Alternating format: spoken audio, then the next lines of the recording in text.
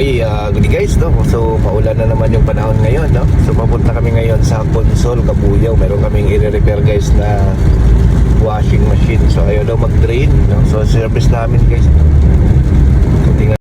Dito na nga kami guys. Ano? So, ito nga yung media, yung ating titingnan. Kasi ang problema nga daw, ayaw mag-drain. So, titingnan nga natin, lagay natin sa spin para makita natin kung magdi-drain ba, no? Kasi nga mayroon pa itong tubig guys sa loob, no? So tingnan natin kung anong problema nito. Bakit ayaw niyang mag-drain, no? So binuksan na rin pala nila ito guys yung likod kasi nga DIY nila. So ayan, nilagay natin guys sa drain. Ayan, mapansin nyo guys, ayan, no? Mayroon siyang tubig na tumatagas pero ano lang, yung parang patak-patak lang. Patak-patak. Ayan, hindi natin makunan. Ayan guys, so patak-patak lang guys. Ayan.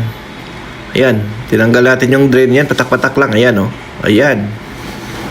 So, yan lang. Ganun lang yung drain niya. Kaya siya hindi nagdi-drain. So, ang problema nito, guys, barado, no? So, umiikot siya na may tubig, no? So, ayan, may tubig pa yan, guys, oh. Yan. Mayroon pa yung tubig sa loob, no? So, ang gagawin namin dito, baklasin namin to yung pinaka-drain valve, no? Para ma-check natin kung anong naging issue or ano yung problema nito. Bakit nagkaroon siya ng bara, no? So kukunin natin yung bara. Kapag ganito guys na humihila naman yung drain motor, tapos mahina siya lumabas, ibig sabihin barado yan pagka ganun. So gagawin natin dito, baklasin natin yung pinaka drain valve para ma-check natin kung anong bagay yung nakakalang dyan, no? So yun. So minsan medyo mahigpit lang guys yung lock ng drain valve dito, pero iniikot lang naman yan. Medyo mahigpit lang guys, no? So, babaklasin natin to, no? Ang pagbaklas niyan, guys, dandahan nyo lang dahil may tubig pa. Pag mabigla kasi, biglang mabasa yung motor, no? So, dapat dandahan lang.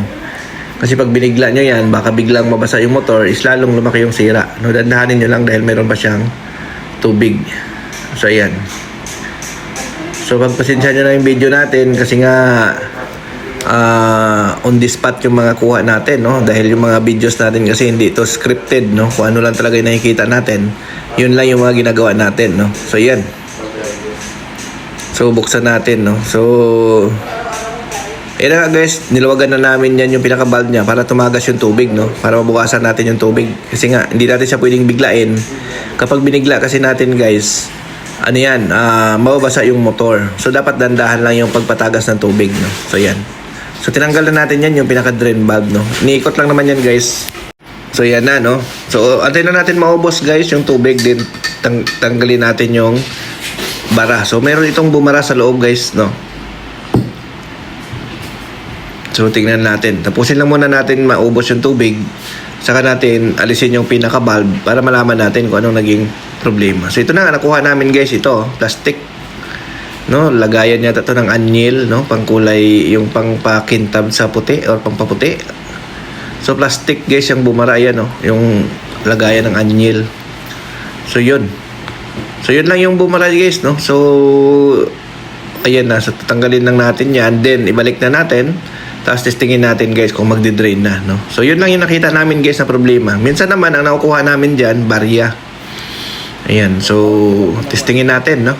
Basta guys, tandaan nyo, kapag ang washing machine ay hindi nag-drain, pwedeng barado or drain motor ang problema. So yan, nagdi-drain na, okay na siya, working na, no? So yun lang yung problema guys, yung maliit na plastic, no? So ingatan nyo po guys, yung mga maliit na plastic, barya na papasok sa inyong mga washing machine.